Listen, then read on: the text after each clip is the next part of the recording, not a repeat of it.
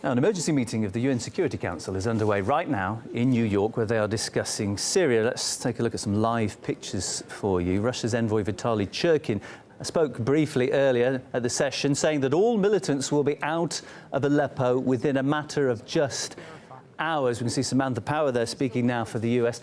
He also said, Churkin, that as the city will be under full government control now, there is no need for the civilians there to flee. Let's get some response to that and more, because please say I'm joined live in the studio. Russian President spokesperson Dmitry Peskov joins me. Nice to chat to you, and how appropriate that we're just getting this news now coming from the Security Council about the situation in Syria. Now, the anti-Assad militants, it's said, are now leaving Aleppo. Our correspondent has been on the ground there, has seen and filmed the locals celebrating the end of the conflict. It's a very different story, though, if you watch the Western media. They're saying that there have been accusations of genocide carried out by the Syrian government soldiers. There have been unconfirmed reports of civilians trapped. What's your response when you hear claims like that? Well, first of all, we strongly disagree, and it does not reflect the reality. I mean, the reality is very different. Of course, a very severe battle was going on, and it's still going on, it's still continuing. We hope it will come to an end soon, in a couple of hours, but who knows? Who knows, because the situation is changing very rapidly. Well, Syrian army is trying to get rid of those terrorists. It's trying to liberate the eastern city, all the blocks of the eastern part of the city from terrorist groups. Trying to save civilians at the same time.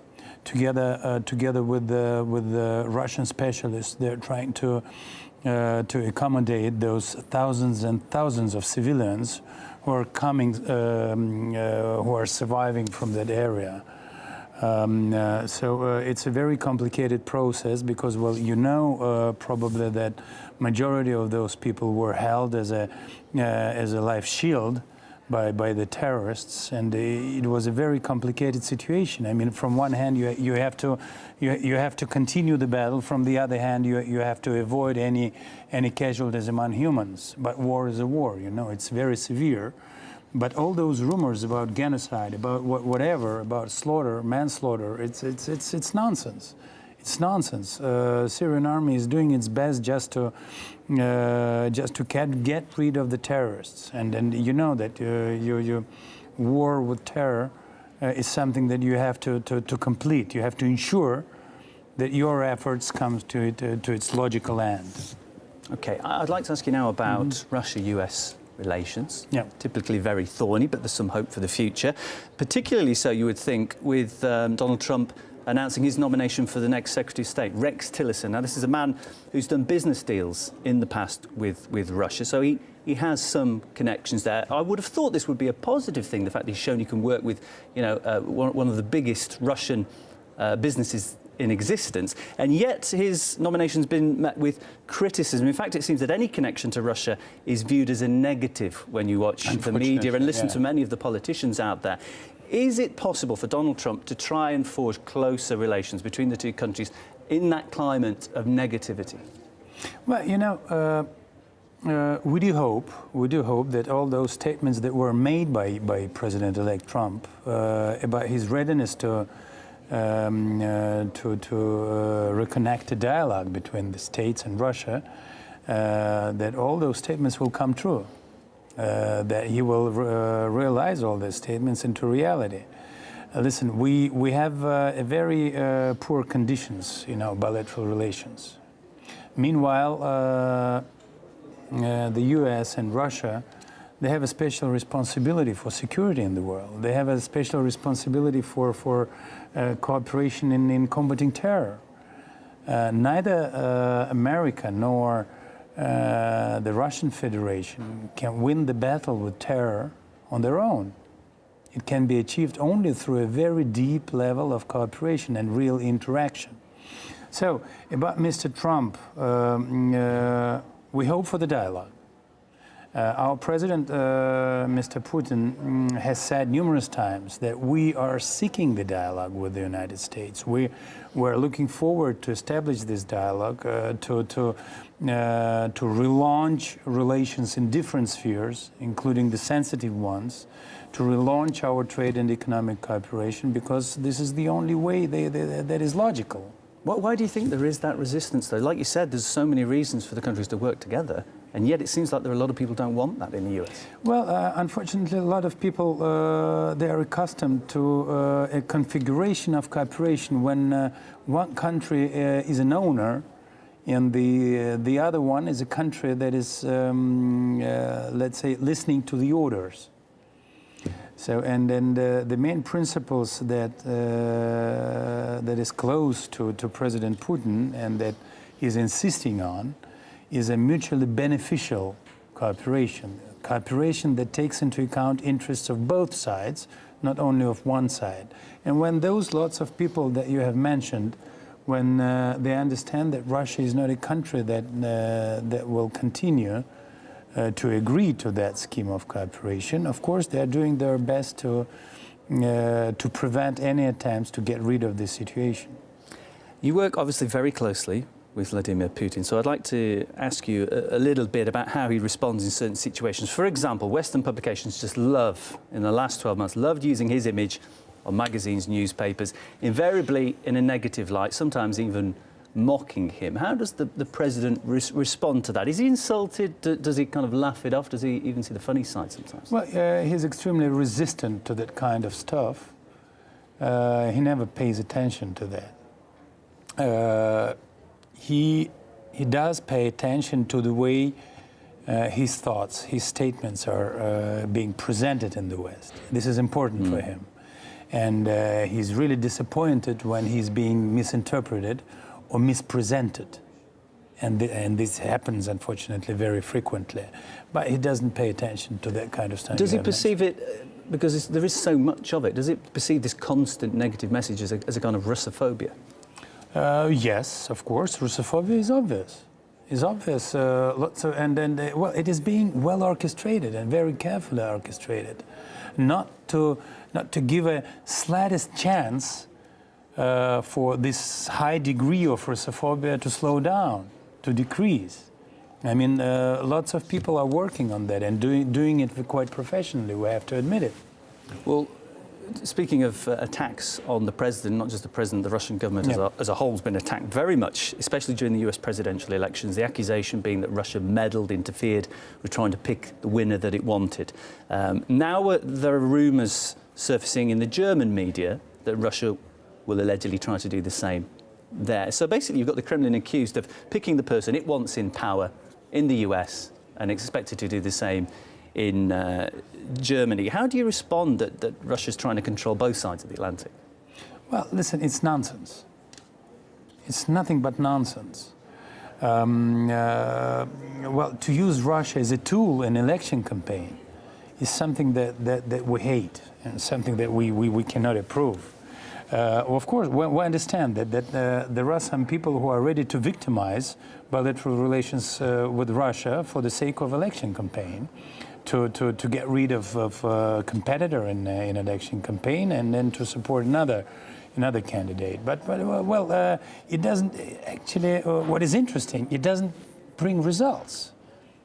It doesn't bring results. President-elect Trump was and is still being accused for let's say, for being ready to talk to the Russian Federation, but it never helped his competitors. Do you think it helped him in any way? Because he did defy expectation in that it didn't hurt him. Well,